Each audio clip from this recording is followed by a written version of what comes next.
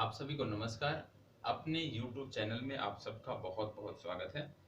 आज हम बात करने जा रहे हैं, आप जानते हैं सोमवार को साप्ताहिक करंट अफेयर्स सीरीज आपकी आती है। तो साप्ताहिक करंट अफेयर्स में क्या महत्वपूर्ण चीजें हैं जो आपकी परीक्षा के लिए महत्वपूर्ण है, पूरे एक सप्ताह के कौन से ऐसे घटनाक्रम थे जो आपकी परीक्षा के लिए महत्वपूर्ण है, तो उन सब को समग्र रूप से हम यहाँ पर देखने वाले हैं। तो सबसे पहले हम प्रारंभ करते हैं नेपाल से संबंधित चर्चा। नेपाल हाल ही में न्यूज में क्यों रहा है, चर्चा में क्यों रहा है, ये समझने का प्रयास करते हैं। आप जानते हैं कि इन दिनों चीन और नेपाल के बीच हमारा सीमा विवाद जो है बढ़कर शीर्ष पर आ गया है, उभर कर शीर्ष पर आ गया है।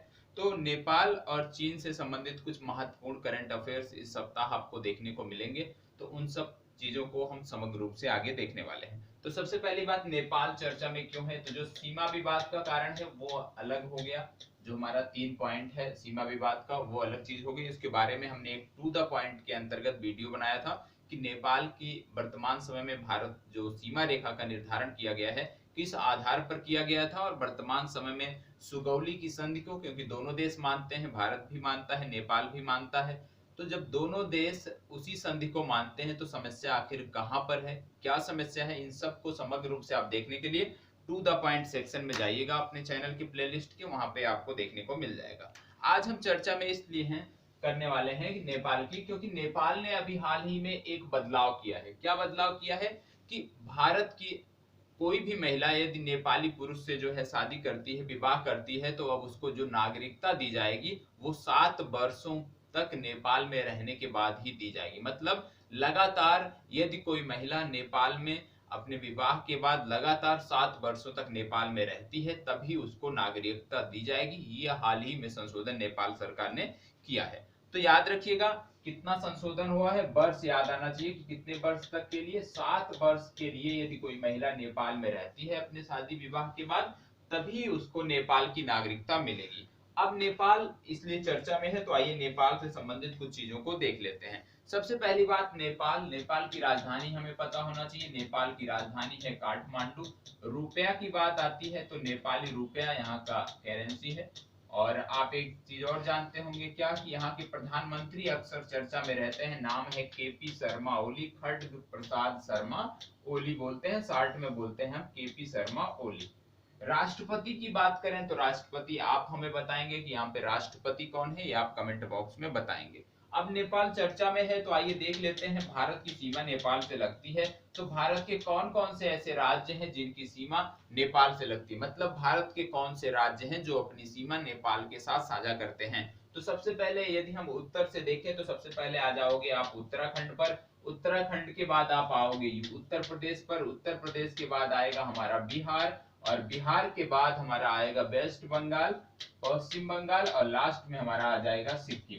तो जो नेपाल की सीमा है वो भारत के 5 राज्यों से लगती है, उत्तराखंड, यूपी, बिहार, वेस्ट बंगाल, पश्चिम बंगाल और सिक्किम। तो ये सब पता होने चाहिए आपको।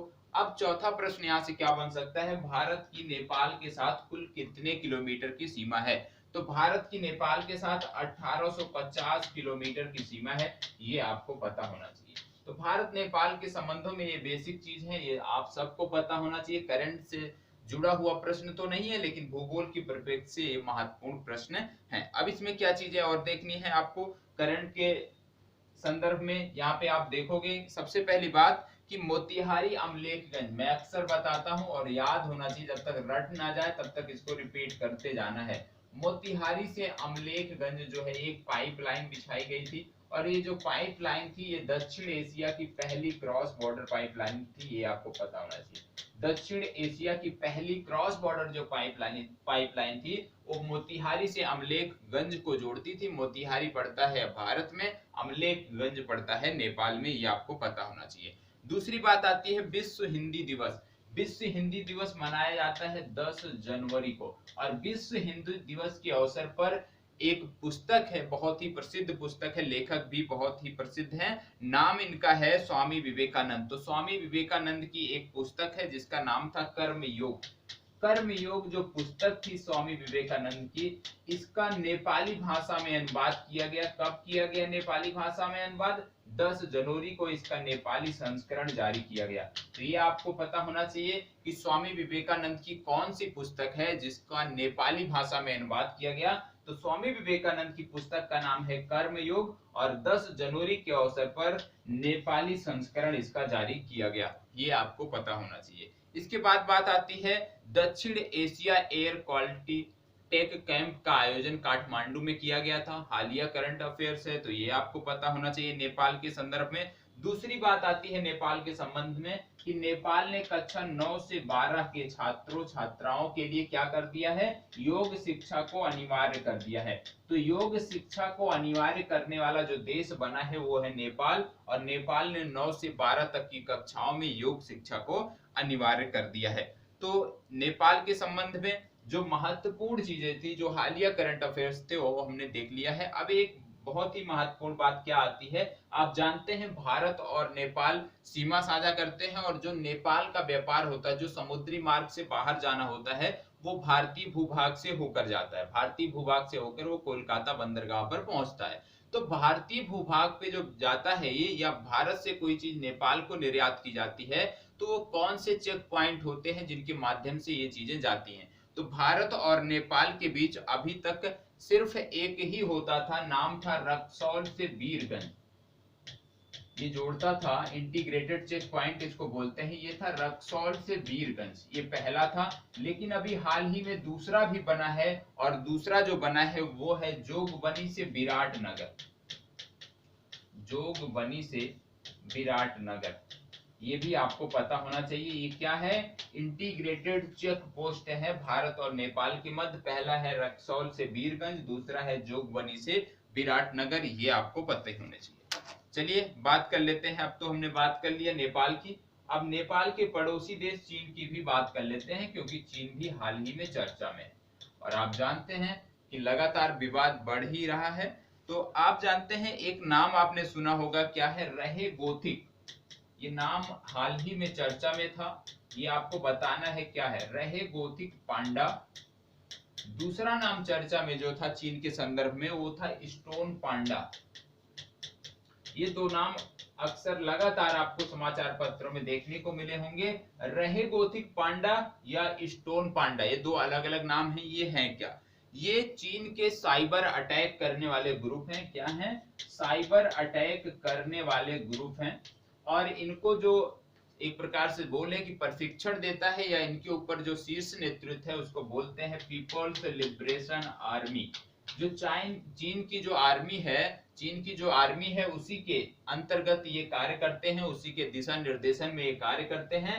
रहे गोथिक पांडा और स्टोन पांडा ये क्या है, ये है साइबर अटैक करने वाले एक ग्रुप हैं। तो इसके बारे में आपको पता होना चाहिए। यदि कभी भी आपसे पूछा जाए कि रहे गोथिक पांडा या स्टोन पांडा किससे संदर्भित हैं, तो साइबर अटैक वाले एक ग्रुप हैं, ये आपको पता होना चाहिए। ठीक है, अब चीन की बात हम कर रहे हैं, तो चीन के बारे में कुछ जानकारी, बेसिक जानकारी आप सबको होगी ही। जैसे चीन की राजधानी है बीजिंग, मुद्रा है रेनमिनबी, और राष्ट्रपति तो है शी जिनपिंग, नाम आपने सुना होगा, रेनमिनबी। अब मेरा आपसे एक प्रश्न है, आप होमवर्क है आपका, आप बताओगे कि भारत और चीन के बीच, भारत और चीन के बीच एक द्विपक्षीय वार्ता हुई थी, और ये वार्ता हुई थी तमिलनाडु राज्य में। ठीक है, तो आप स्थान बताओगे कि भारत और चीन के शीर्ष नेतृत्व के बीच जो वार्ता हुई थी वो तमिलनाडु के किस स्थान पर हुई थी, आप बताएंगे। क्योंकि जो स्थान है वो आपकी परीक्षा के लिए महत्वपूर्ण है, उससे जुड़ा हुआ 1 से 2 करंट अफेयर्स और भी है। तो राज्य हमने बता दिया कि वार्ता तमिलनाडु में हुई थी, लेकिन तमिलनाडु के किस शहर में हुई थी वो आप हमें बताओगे। नहीं आता है तो भी आप कमेंट बॉक्स में बताओगे, आपको उसका जवाब मिलेगा। अब बात करते हैं चीन के अंतर्गत और कुछ। चीन की जो स्पेस एजेंसी है वो बहुत महत्वपूर्ण है, उसका नाम है CNSA।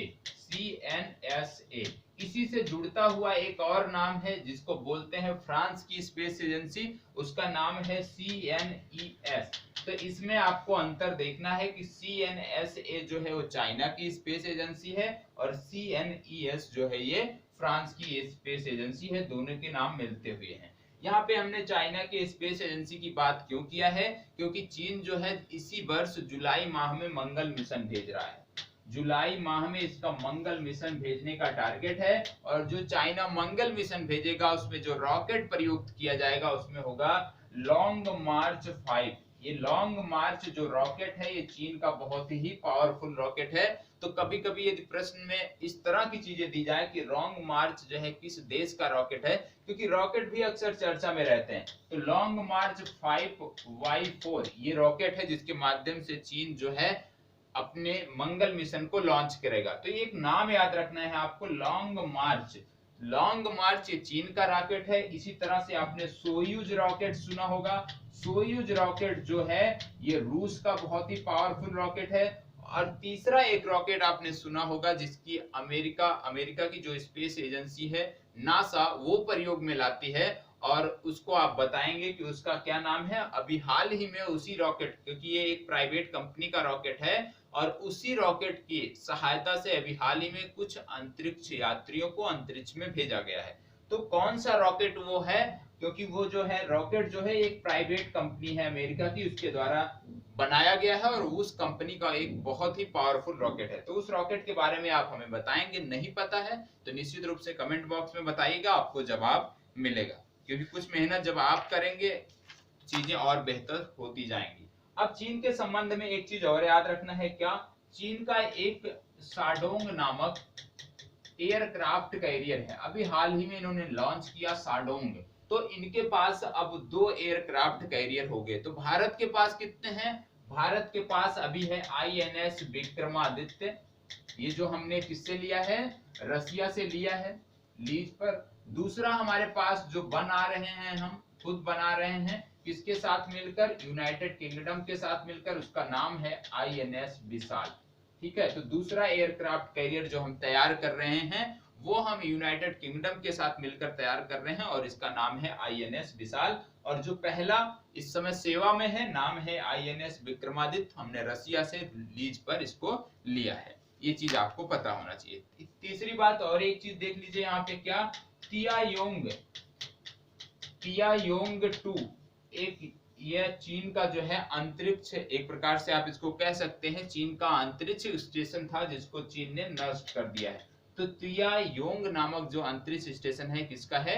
चीन का है, ये आपको पता होना चाहिए। ठीक है, तो इस तरह की जो भी चीजें आपको भी कुछ याद आता है चीन के संबंध में, आपने भी कुछ समाचार पत्र में पढ़ा है, तो इसी तरह से चीजों को जोड़ने की जरूरत है, देखने की जरूरत है, निश्चित रूप से चीजें बेहतर होती जाएंगी। और अब आप सबको पता है कि गर्मी का मौसम चल रहा है और बाजारों में आम बहुत ज्यादा देखने को मिलते हैं। बाजारों में यदि आप फल की दुकानों पे जाओगे तो सबसे ज्यादा आम ही देखने को मिलते हैं। तो आम से संबंधित कुछ प्रश्न आपकी परीक्षा में पूछे जा सकते हैं, उनकी बात हम कर लेते हैं।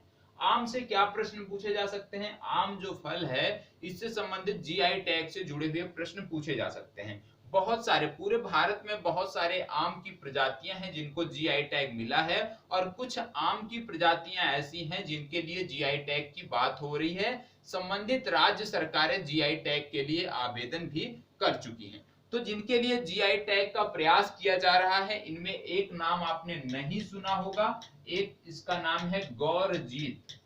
गौरजीत ये आम की प्रजाति है, इसके लिए GI टैग का प्रयास किया जा रहा है। दूसरा है चौसा, आपने अक्सर नाम सुना होगा चौसा, इसके लिए भी GI टैग के लिए प्रयास किया जा रहा है। और तीसरा है बनारसी लंगड़ा। बनारसी लंगड़ा, इसके लिए भी GI टैग का प्रयास किया जा रहा है। तो आम की ये 3 प्रजातियां हैं, 3 अलग अलग प्रकार हैं, किसमें हैं? गौरजीत, चौसा और बनारसी लंगड़ा, जिसके लिए GI टैग का प्रयास संबंधित राज्य सरकारें कर रही हैं। कुछ ऐसे भी आम की प्रजातियां हैं, आम की किस्में हैं जिनको GI टैग दिया गया है, तो वो आपको पता होना चाहिए। जैसे मलिहाबाद, ये मलिहाबाद है यूपी में। यहाँ मलिहाबाद की जो आम की किस्म है इसको बोलते हैं दशहरी।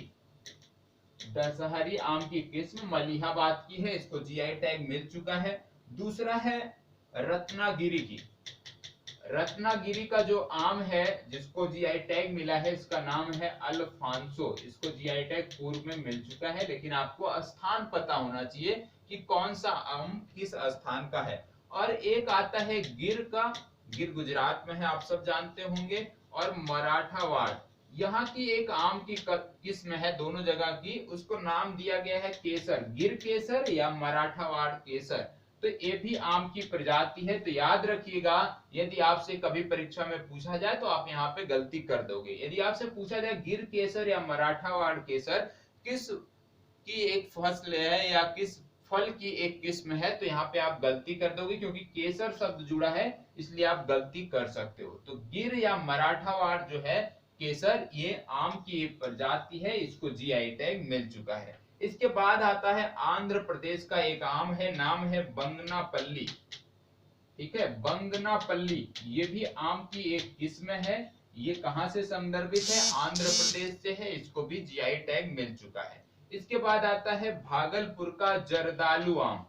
जर्दालू आम के बारे में आपको पता होगा, पूर्व में मैंने जर्दालू आम, शाही लीची, इन सब के बारे में चर्चा किया था। जब बिहार वन निगम ने बिहार राज्य सरकार से समझौता किया कि पूरे भारत में कहीं भी जर्दालू आम या लीची की बात आएगी, मांग की जाएगी, तो उसको वहां पे भेजा जाएगा।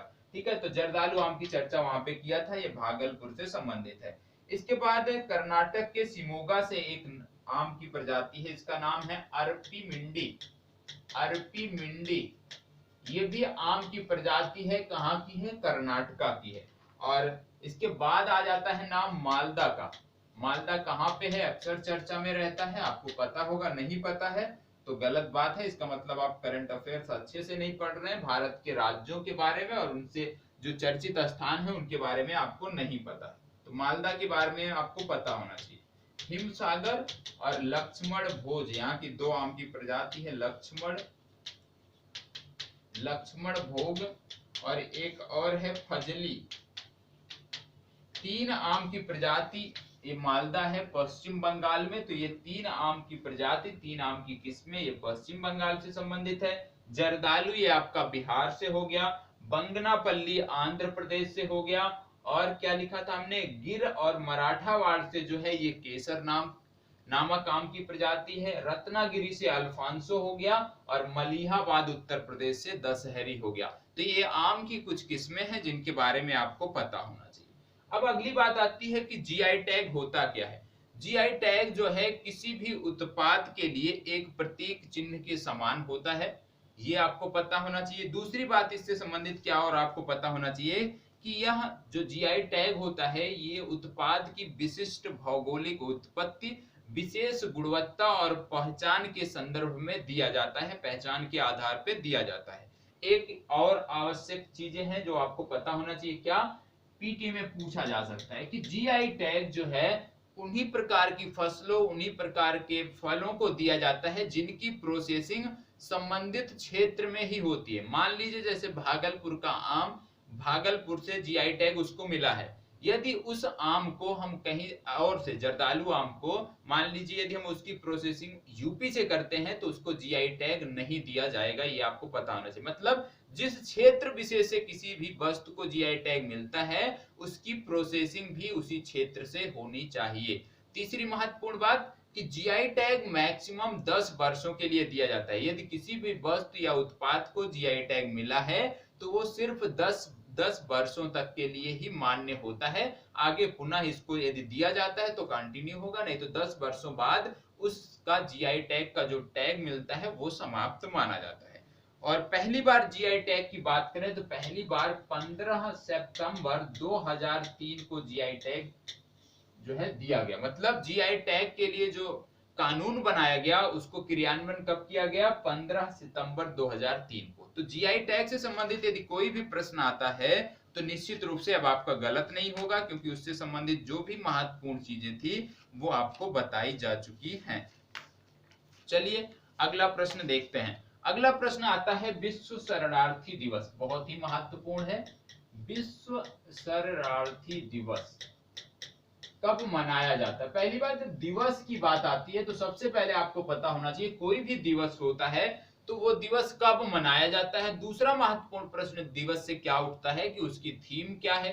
ठीक है, तो आपको प्रत्येक जो भी दिवस इस तरह की मनाए जाए वैश्विक स्तर पर, राष्ट्रीय स्तर पर, उनके बारे में आपको क्या पता होना चाहिए। पहली बात कि कब मनाया जाता है, दूसरी बात थीम क्या है। तो इसको मनाया जाता है 20 जून को। ठीक है, 20 जून को मनाया जाता है। थीम क्या है इसकी? थीम की बात करें तो एवरी एक्शन काउंट, याद रखिएगा, एवरी एक्शन काउंट, ये इस बार की थीम है। ठीक है, तो अब यदि विश्व शरणार्थी दिवस से कोई भी प्रश्न बनता है तो आप कर ले जाएंगे। अब इसी से जुड़ा हुआ एक प्रश्न और भी बन सकता है कि पूरे विश्व में सबसे ज्यादा शरणार्थी किस देश में रह रहे हैं? तो पूरे विश्व में सबसे ज्यादा शरणार्थी जो रह रहे हैं वो कहाँ पे हैं? टर्की में, जिसको आप तुर्की बोलते हो। ठीक है, तो तुर्की में सबसे ज्यादा शरणार्थी रह रहे हैं, क्योंकि तुर्की की जो सीमा है वो गल्फ के उन देशों से लगी हुई है, जैसे आप सीरिया देख लीजिए, जहां पे सबसे ज्यादा आईएसआईएस के कारण सबसे ज्यादा जो है लोग पलायन कर रहे थे, तो वहां से सबसे ज्यादा लोग पलायन कर तुर्की में ही गए थे, तुर्की में ही बस गए हैं अस्थायी रूप से। तो तुर्की में सबसे ज्यादा शरणार्थियों जो है, इनकी आबादी सबसे ज्यादा तुर्की में है। तुर्की की बात आती है तो तुर्की की राजधानी है अंकारा, यहाँ की मुद्रा है टर्किश लीरा, ये आपको पता होना चाहिए, मतलब लीरा यहाँ की मुद्रा है, टर्किश लीरा। और जब बात तुर्की की आती है तो तुर्की की सीमा लगती है किससे? काला सागर से, जिसको आप बोलते हो ब्लैक सी से। और ब्लैक सी से सीमा लगती है तो ब्लैक सी से अन्य कौन से ऐसे देश हैं जिनकी सीमा लगती है, वो आपको पता होना चाहिए। तो इसमें आ जाएगा आपका तुर्की, फिर आ जाएगा जॉर्जिया, फिर आ जाएगा रसिया, और रसिया के बाद रसिया का पड़ोसी जिससे इसकी शत्रुता चलती है वो आ जाएगा यूक्रेन, और यूक्रेन के बाद आएगा रोमानिया, और रोमानिया के बाद आएगा बुल्गारिया। ठीक है, तो इतने देश हैं जिनसे ब्लैक सी, काला सागर की सीमा लगती है, ये आपको पता होना चाहिए। यदि आप अन्य छात्रों से, अन्य कैंडिडेट से थोड़ा सा बढ़त हासिल करना चाहते हैं तो आप क्या कर सकते हो कि इनकी राजधानियों के भी नाम याद कर सकते हो, ये भी आपके लिए बढ़त ही होगी, क्योंकि आपको पता है कि इस तरह के प्रश्न पूछे गए हैं। हो सकता है भविष्य में इस तरह के प्रश्न पूछ लिए जाएं कि काला सागर से जो देश सीमा बनाते हैं उनकी राजधानियों को क्रमबद्ध तरीके से लिखिए, तो राजधानियां पता होनी चाहिए। और भी आप अच्छा कुछ करना चाहते हो, और भी अतिरिक्त जानकारी करना चाहते हो, तो क्या कर सकते हो, इनकी मुद्राओं के भी नाम आप याद कर सकते हो। तो राजधानी और मुद्रा का भी नाम आप देख सकते हो, तो आपके लिए बेहतर होगा। अगला हमारा प्रश्न है गरीब कल्याण रोजगार अभियान, ये है क्या? गरीब कल्याण रोजगार अभियान, आप जानते हो कोविड 19 के चलते लगभग आप कह सकते हो देश के 60 से 70% जो लोग हैं, जो एक प्रकार से जो मजदूर वर्ग है हमारा, उसकी रोजी रोटी छीन चुकी है, वो लोग बेरोजगार हो चुके हैं। ठीक है, और यदि ऐसे ही रहा तो ये लोग निश्चित रूप से भुखमरी के कगार पर पहुंचेंगे। तो इसके लिए भारतीय प्रधानमंत्री ने भारतीय शीर्ष नेतृत्व में एक योजना संचालित की, नाम रखा गरीब कल्याण रोजगार अभियान। इसके माध्यम से इन्होंने 50,000 करोड़ का बजट दिया है। ठीक है, याद रखिएगा, ये याद रहना चाहिए कि 50,000 करोड़ रुपए इस योजना के लिए अलॉट किए गए हैं।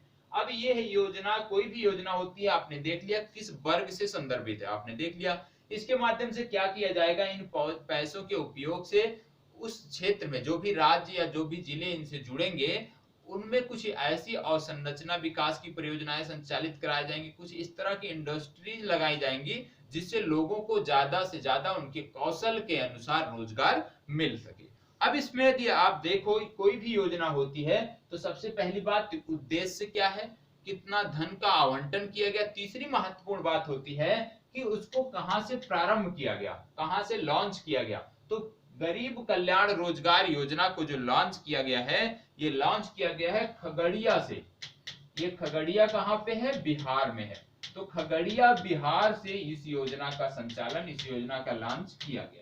ठीक है, और इसमें कितने राज्य भाग ले रहे हैं इसकी बात करें तो इसमें 6 राज्यों के 116 जिलों में इस योजना को संचालित किया जाएगा। 6 राज्यों के 116 जिलों में इस योजना को संचालित किया जाएगा, ये आपको पता होना चाहिए। जो हमारे ग्रामीण विकास मंत्री हैं नरेंद्र सिंह तोमर, उनके द्वारा इस योजना का शुभारंभ किया गया। तो इस योजना से संबंधित यदि कोई भी प्रश्न आता है तो अब आपका गलत नहीं होना चाहिए, ये आपकी जिम्मेदारी बनती है। चलिए अब आगे बात कर लेते हैं। अगला जो हमारा प्रश्न है, एक नेशनल पार्क है, इसका नाम है Torres del Paine National Park. क्या है? Torres del Paine National Park. इस तरह के वर्तमान समय में कुछ ऐसे पार्क हैं जो अंतरराष्ट्रीय महत्व के हैं, भारत से बाहर के हैं, लेकिन लगातार वो चर्चा में बने हुए हैं। तो इस तरह के पार्कों के बारे में आपको पता होना चाहिए। तो इसी क्रम में ये हमारा पहला पार्क है। इसी के बाद एक और पार्क संबंधित है, वो सिंगापुर से है, उसकी बात अभी हम करेंगे। तो Torres del Paine National Park ये चर्चा में क्यों है? ये जो पार्क है दक्षिण अमेरिका का एक देश है चिली, और चिली के पैटागोनिया से संबंधित है। पैटागोनिया मरुस्थल का भी नाम आपने सुना होगा। तो ये पैटागोनिया में है, ठीक है। पैटागोनिया कहां पर है? चिली में है। चिली कहां पे है? दक्षिण अमेरिका में है, ठीक है। तो ये पैटागोनिया चिली से संदर्भित है। वर्तमान समय में चर्चा में क्यों है?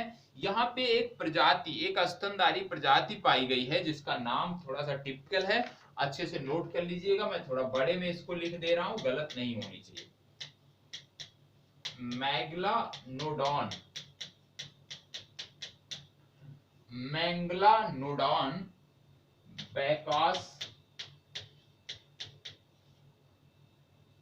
बैकॉस्केन,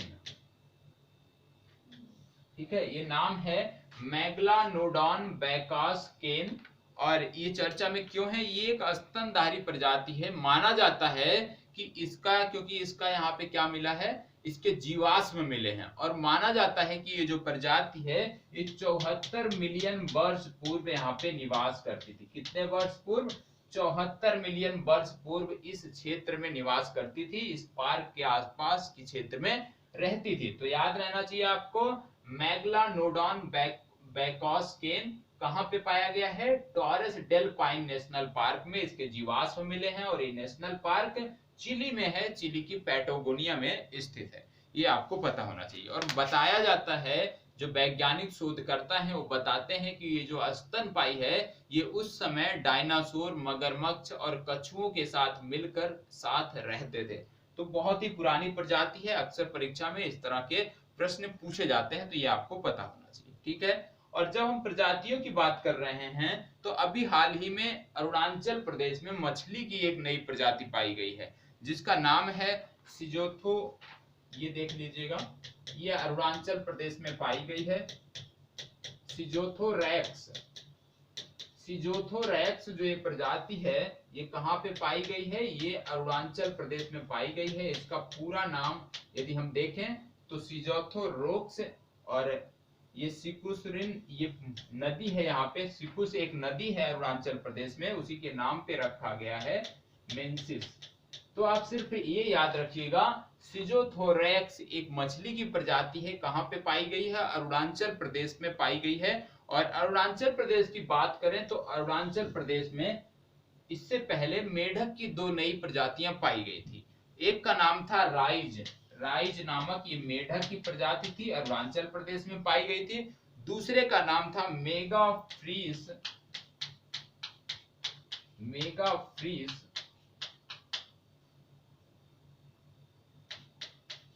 मेगाफ्रीस पची, ये फोक्टस। ये देख लीजिएगा, ये दो मेढक की प्रजातियां भी पूर्व में अरुणाचल प्रदेश में पाई गई हैं। पहला हो गया हमारा राइज नामक मेढक, दूसरा हो गया मेगाफ्रीस पचिप्रोक्टस, ये भी मेढक की एक प्रजाति है। तो आपसे परीक्षा में क्योंकि परीक्षा में इन्वायरमेंट से जब प्रश्न पूछा जाता है तो इस तरह की जो भी प्रजातियां पाई जाती हैं उनके बारे में लगातार प्रश्न बन रहे हैं। तो आपको सिर्फ नाम याद रखना है कि किस चीज की प्रजाति है। जैसे सांप की भी कई प्रजातियां अरुणाचल प्रदेश में पाई गई हैं, ठीक है। तो आपको सिर्फ ये पता हो कि ये मेगाफ्रीस किसकी प्रजाति है? मेढक की। राइज किसकी प्रजाति है? मेढक की। कहाँ पाई गई है? अरुणाचल प्रदेश में पाई गई है। तो इससे संबंधित सिर्फ इतना ही प्रश्न बनता है। कभी कभी वैज्ञानिक नाम पूछ लेता है, लेकिन बहुत कम ही इस तरह के प्रश्न देखे जाते हैं जिनमें वैज्ञानिक नाम पूछा जाए, ठीक है। अब आगे हम बात कर लेते हैं अरुणाचल प्रदेश से संबंधित कुछ अन्य चीजों की। जैसे आप जानते होंगे अरुणाचल प्रदेश के जो मुख्यमंत्री हैं नाम है पेमा खांडू। राज्यपाल यहाँ के हैं ब्रिगेडियर बीडी मिश्रा। अरुणाचल प्रदेश की बात करें तो अरुणाचल प्रदेश में एक टाइगर रिजर्व है, नाम है नामदफा टाइगर रिजर्व। और जो नामदफा टाइगर रिजर्व है ये विश्व में सर्वाधिक ऊंचाई पर स्थित टाइगर रिजर्व है, ये आपको पता होना चाहिए। यहाँ पे बहुत सारी जल विद्युत परियोजनाएं भी चल रही हैं। अभी हाल ही में एडीबी ने, एशियन डेवलपमेंट बैंक ने अरुणाचल प्रदेश की एक जल विद्युत परियोजना के लिए कुछ ऋण दिया है। तो आपको बताना है कि कौन सी जल विद्युत परियोजना है, क्योंकि उसके बारे में मैंने पूर्व में बताया है। नहीं आता है तो हम बताएंगे। एक बार पहले स्वयं से प्रयास करिएगा कौन सी ऐसी चर्चित जल विद्युत परियोजना है अरुणाचल प्रदेश में जिसके लिए एडीबी ने ऋण दिया है। ठीक है, आगे बात कर लेते हैं केरल से संबंधित कुछ तथ्यों की। एक है फर्स्ट बेल पहल। फर्स्ट बेल पहल कहां से संदर्भित है? केरल से संबंधित है। चर्चा में क्यों है?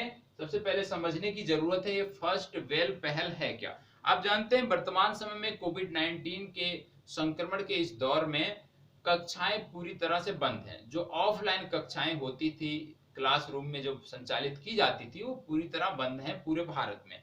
तो ऐसे समय में प्रत्येक राज्य अपने राज्य क्षेत्र के अंतर्गत रहने वाले छात्रों के लिए कुछ ना कुछ वैकल्पिक व्यवस्था बना रहा है जिसकी उनकी शिक्षा व्यवस्था प्रभावित ना हो। तो उसी के संदर्भ में केरल राज्य सरकार ने फर्स्ट बेल पहल का शुरुआत किया है।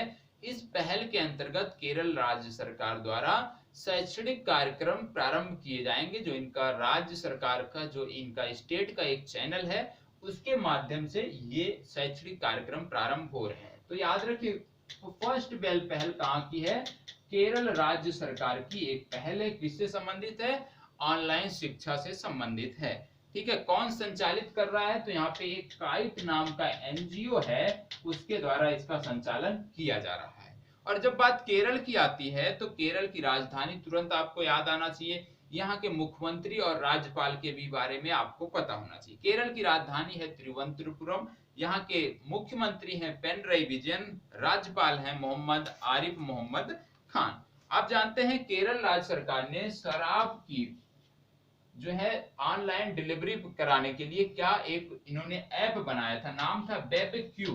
तो बेबक्यू ऐप जो था ये शराब की डिलीवरी के लिए केरल राज्य सरकार ने बनाया था, क्योंकि देखा था केरल राज्य सरकार ने कि जो भी इस तरह की दुकानें होती हैं शराब की, जब उन पे छूट दी जाती है तो वहां पे सोशल डिस्टेंसिंग का पालन नहीं किया जाता है और ऐसे में संक्रमण के फैलने की संभावना बढ़ जाती है।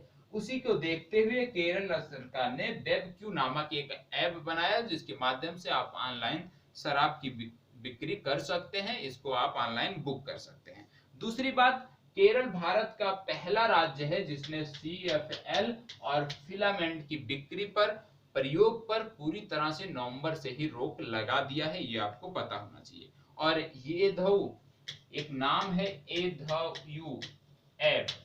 ये जो एधयू ऐप है ये क्या संबंधित है? केरल राज्य सरकार का ऐप है और इसके माध्यम से मादक पदार्थों की तस्करी का रोकथाम करने के लिए केरल राज्य सरकार ने ये एधयू ऐप का जो है शुभारंभ किया था। यहाँ की एक अनानास की प्रजाति है जिसको GI टैग भी मिला है, नाम है बजाकुलम अनानास। ये जो बजाकुलम अनानास है, केरल में जब पूर्व में बाढ़ आई थी तो इससे संबंधित तो जो भी बागान होते थे उनको बहुत ही क्षति पहुंची थी, जिसके बाद से ये चर्चा में था। तो बजाकुलम अनानास की प्रजाति केरल से संबंधित है और इसको GI टैग भी मिल चुका है, ये आपको पता होना चाहिए।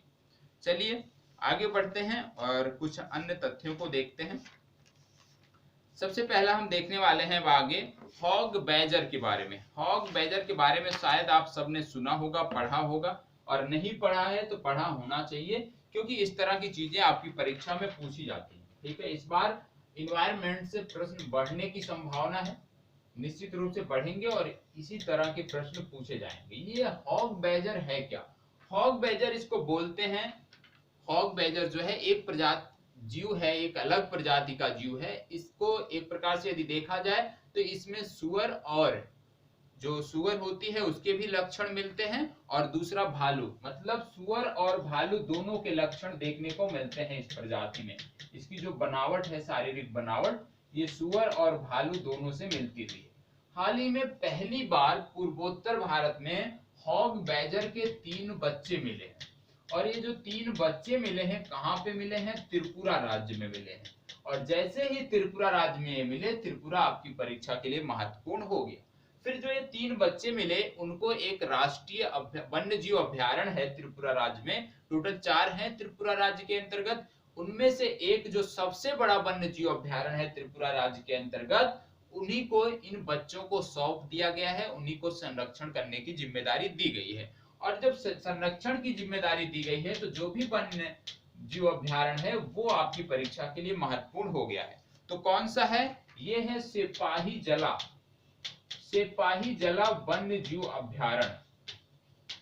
याद रखिएगा, इसी तरह के अभ्यारण्य, वन्य जीव अभ्यारण्य, टाइगर रिजर्व आपकी परीक्षा में पूछे जाते हैं, जो किसी ना किसी संदर्भ में चर्चा में रहते हैं। तो सिपाही जला वन्य जीव अभ्यारण्य कहां से संबंधित है? त्रिपुरा से संबंधित है। और इसी वन्य जीव अभ्यारण्य में ये 3 बच्चे पाए गए हैं। किसके? सुअर और भालू की मिलीजुली एक प्रजाति है जिसको हॉग बैजर बोलते हैं। इसके 3 बच्चे पहली बार नॉर्थ ईस्ट में मिले हैं। इसका वैज्ञानिक नाम भी है, इसका वैज्ञानिक नाम है आर्कटोनिक्स।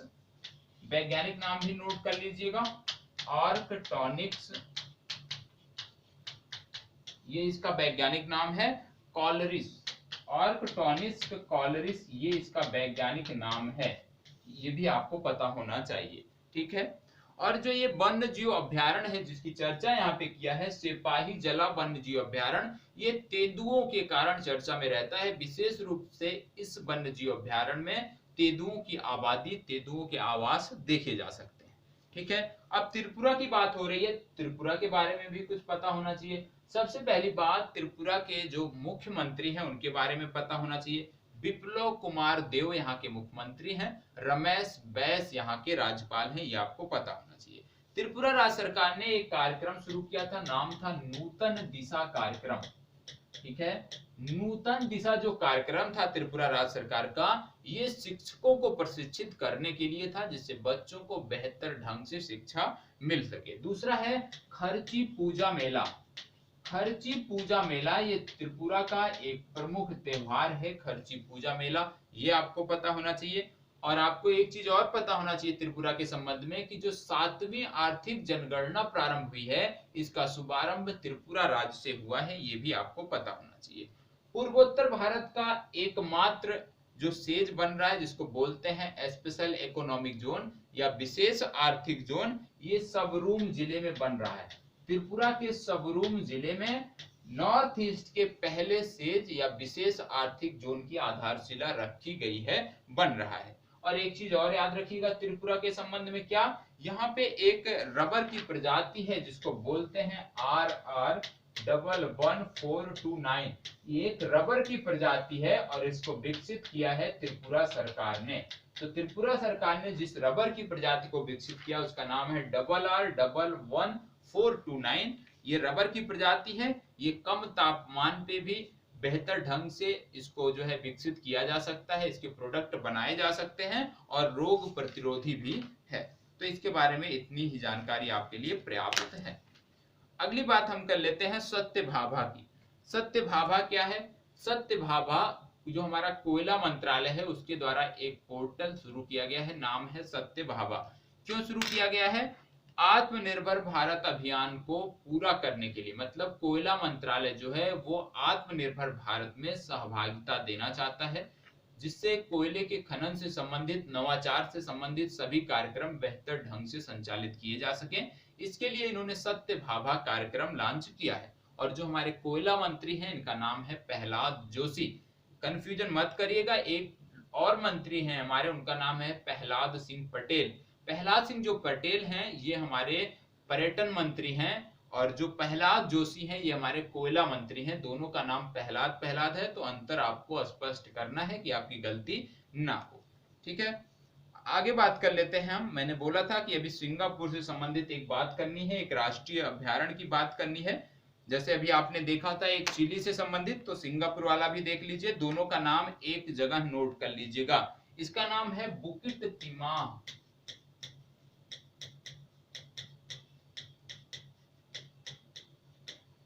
बुकिट तिमाह नेचर पार्क,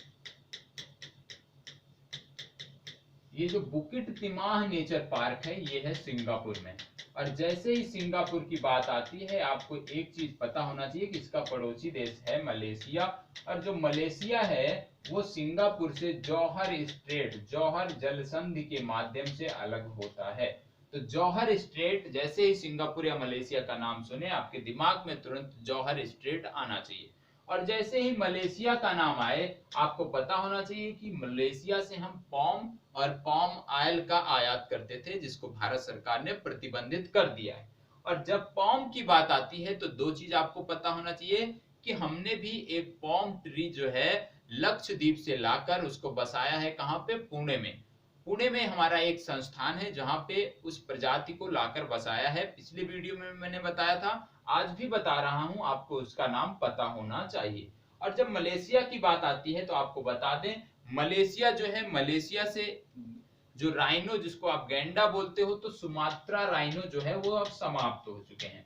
एकमात्र सुमात्रा राइनो मलेशिया में बचा हुआ था जिसकी कैंसर से डेथ हो गई है। इसका नाम था ईमान। ईमान नाम का जो सुमात्रा राइनो था मलेशिया में एकमात्र बचा हुआ था, इसकी डेथ हो गई है कैंसर से। और अब मलेशिया में जो है गैंडे, सुमात्रा गैंडे जो है ये समाप्त हो चुके हैं, एक भी नहीं बचे हैं। और अब हम आ जाते हैं अपने विषय पर कि हमारा था बुकिर तिमाह नेचर पार्क, ये चर्चा में क्यों है।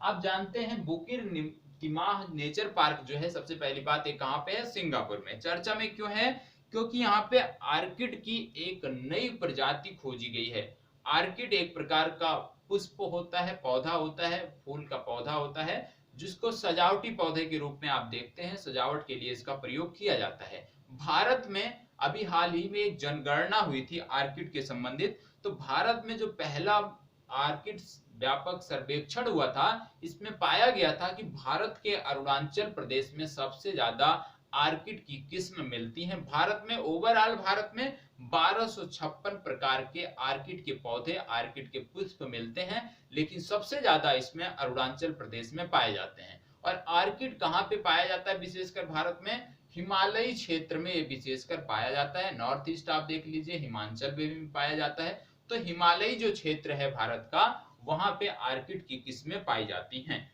और जो ये बुकिट तिमाह नेचर पार्क है, यहाँ पे जो आर्किड की किस्म पाई गई है, इसको लास्ट टाइम देखा गया था 1889 में। 1889 के बाद पहली बार बुकिट तिमाह नेचर पार्क में इस आर्किड की किस्म को देखा गया है। तो ये आपको पता होना चाहिए। सिर्फ इतना याद रखिए कि बुकिट तिमाह नेचर पार्क किस देश में है? सिंगापुर में है। चर्चा में क्यों है? आर्किड के एक नए प्रकार के पाए जाने की वजह से चर्चा में है। और जैसे ही बात आर्किड की आती है, तुरंत आपको देखना है कि क्या आर्किड भारत में भी पाया जाता है? तो जी हाँ, पाया जाता है। कहां पे पाया जाता है? हिमालयी क्षेत्र में पाया जाता है। लेकिन सबसे ज्यादा जो राज्य जहां पे आर्किड की प्रजातियां पाई जाती हैं वो अरुणाचल प्रदेश है। भारत में टोटल 1256 प्रकार के आर्किड के पौधे पाए जाते हैं। ठीक है, तो इससे संबंधित जो चर्चा थी वो मैंने आपको बता दिया, और उम्मीद करता हूं चीजें आपको समझ भी आ रही होंगी। चलिए अब बात कर लेते हैं आईआईटी मुंबई की। आईआईटी मुंबई चर्चा में क्यों है? आईआईटी मुंबई की बात करें तो आईआईटी मुंबई ने एक चिप तैयार किया है जिसका नाम है आईसी चिप ध्रुव।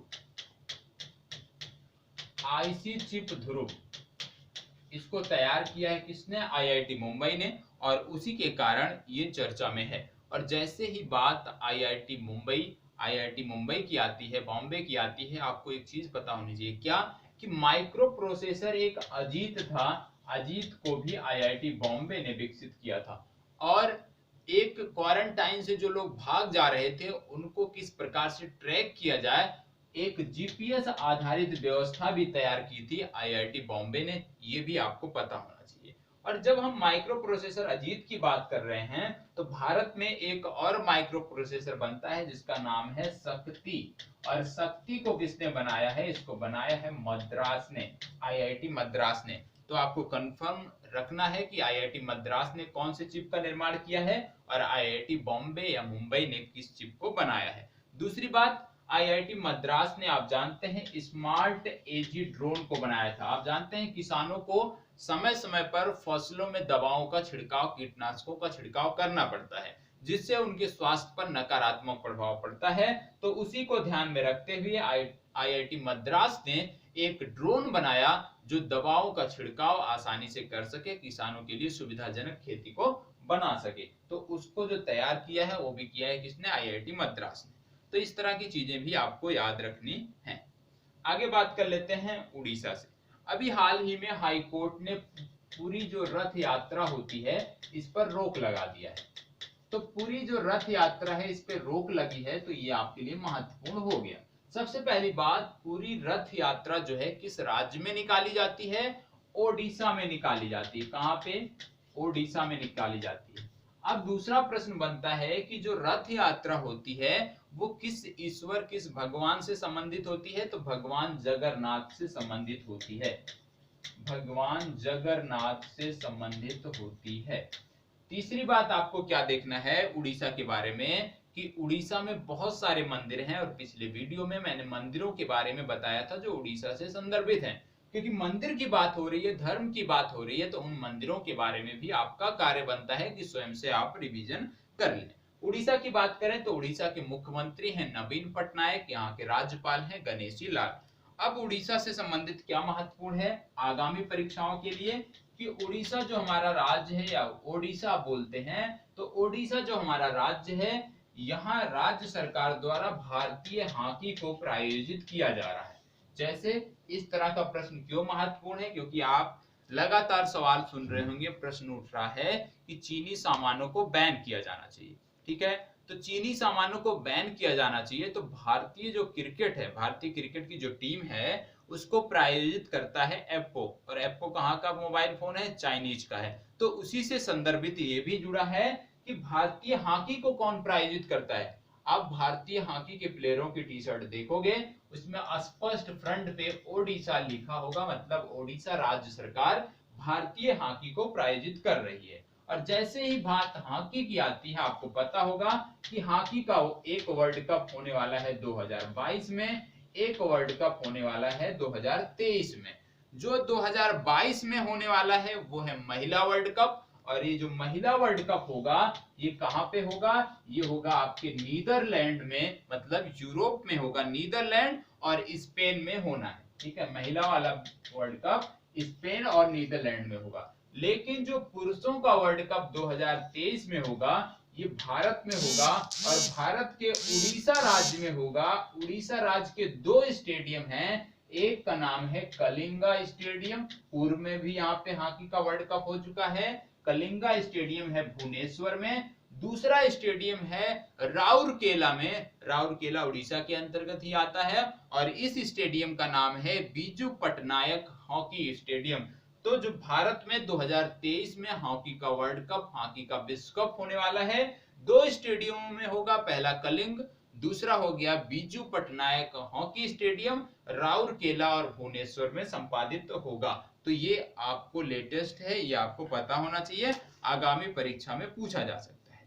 यहाँ पे एक झील है जिसका नाम है अनसुपा झील। तो अनसुपा झील के साथ साथ चिलिका झील को भी संरक्षित करने की योजना राज्य सरकार ने बनाई है, और एक 5 वर्षीय योजना के अंतर्गत अनसुपा झील और चिल्का झील को संरक्षित करने का प्रयास उड़ीसा राज्य सरकार द्वारा किया जाएगा। यहाँ पे एक प्रमुख त्योहार होता है, नाम है नुआखाई त्योहार। तो नुआखाई जो त्योहार है वो उड़ीसा राज्य सरकार द्वारा, उड़ीसा राज्य में मनाया जाता है, ये भी आपको पता होना चाहिए। ठीक है, तो उड़ीसा के संबंध में जो चीजें थी हमने देख लिया। आगे बढ़ते हैं और अगला प्रश्न हम देखते हैं विश्व मरुस्थलीकरण दिवस से। विश्व मरुस्थलीकरण दिवस चर्चा में क्यों है? क्योंकि आप जानते हैं कि प्रत्येक वर्ष एक तिथि है, उस दिन विश्व मरुस्थलीकरण दिवस मनाया जाता है। तो आपकी परीक्षा के लिए महत्वपूर्ण हो जाता है कि वो कौन सी तिथि है जिस दिन विश्व मरुस्थलीकरण दिवस मनाया जाता है। तो 17 जून को प्रतिवर्ष विश्व मरुस्थलीकरण दिवस मनाया जाता है। इस बार की थीम क्या थी? इस बार की थीम है फूड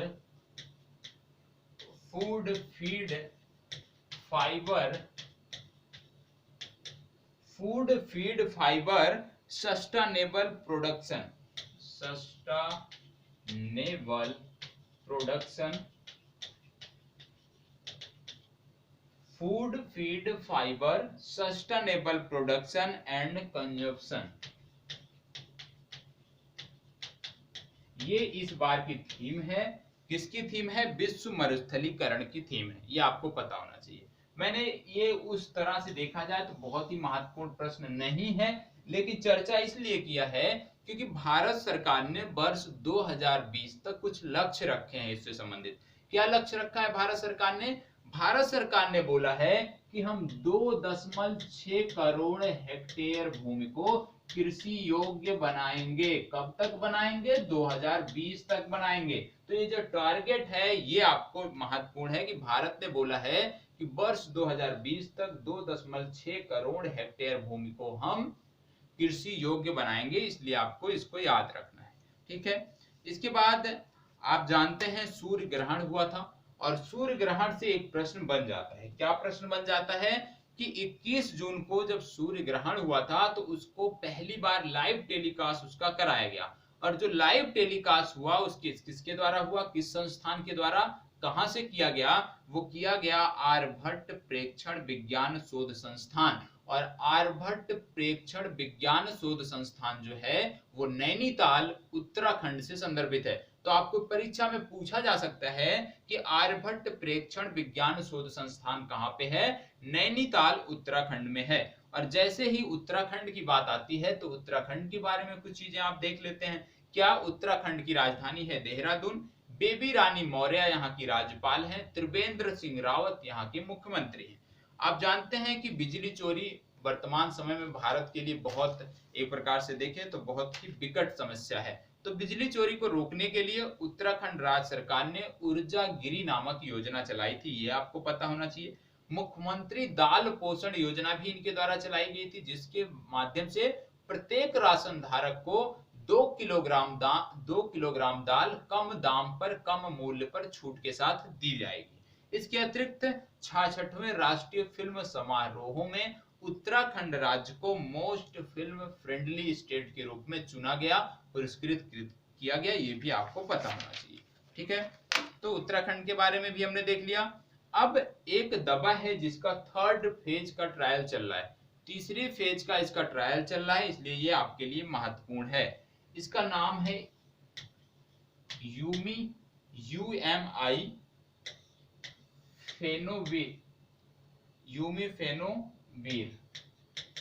ये दवा है उमीफेनोवीर, UMIFENOVIR। अब ये दवा क्यों चर्चा में है? ये दवा जो है इन्फ्लुएंजा की एक दवा है। किसकी दवा है? इन्फ्लुएंजा की एक दवा है। इसका तीसरा ट्रायल जो है इस समय हो रहा है। 2 ट्रायल सक्सेसफुली हुए थे, ये तीसरा हो रहा है। तो आपको पता होना चाहिए किसकी दवा है, दवा का नाम क्या है। और इसी से मिलते जुलते कुछ दवाओं के नाम आपको पता होना चाहिए जो कोविड-19 के संक्रमण के दौर में प्रयोग किए जा रहे हैं। पहला आता है लोपिनावीर। जो हमारा वीडियो रेगुलर देखते होंगे उनको रट गया होगा ये चीजें, इतना मैं गारंटी के साथ कहता हूं। रिटोनावीर, लोपिनावीर, रिटोनावीर, ये किसकी दवाएं हैं? ये एड्स की एक दवा है और इसको कोविड-19 के मरीजों पर दिया जा रहा है। ठीक है। अगला क्या है? रेमडेसिविर। रेमडेसिविर जो है ये बेसिकली हेपेटाइटिस सी की दवा थी, लेकिन रेमडेसिविर का भी प्रयोग कोविड-19 के मरीजों पर किया जा रहा है। ठीक है। इसके बाद एक दवा आती है फेविपिरविर। फेविपिरविर जो दवा है ये भी इन्फ्लुएंजा की एक दवा है, जापान की एक कंपनी ने इसको बनाया है। तो 3 से 4 दवाओं को आपको पता होना चाहिए। 5वीं दवा हाइड्रोक्सीक्लोरोक्विन। हाइड्रोक्सीक्लोरोक्विन के बारे में आपको पता होना चाहिए क्योंकि कोविड-19 के लिए इसका भी प्रयोग किया जा रहा है। ठीक है। तो आज के लिए इतना ही। उम्मीद करता हूं काफी चीजें आपको समझ में आई होंगी और बहुत कुछ सीखने को मिला होगा। यदि अच्छा लगा है तो प्लीज लाइक, शेयर और कमेंट अवश्य करें, और जल्द से जल्द एक बड़े प्लेटफॉर्म के रूप में स्थापित करने में इसी तरह से आपका सहयोग चाहिए। और यदि इसी तरह का सहयोग मिलता रहा, निश्चित रूप से चीजें आपको और बेहतर मिलने लगेंगी। धन्यवाद।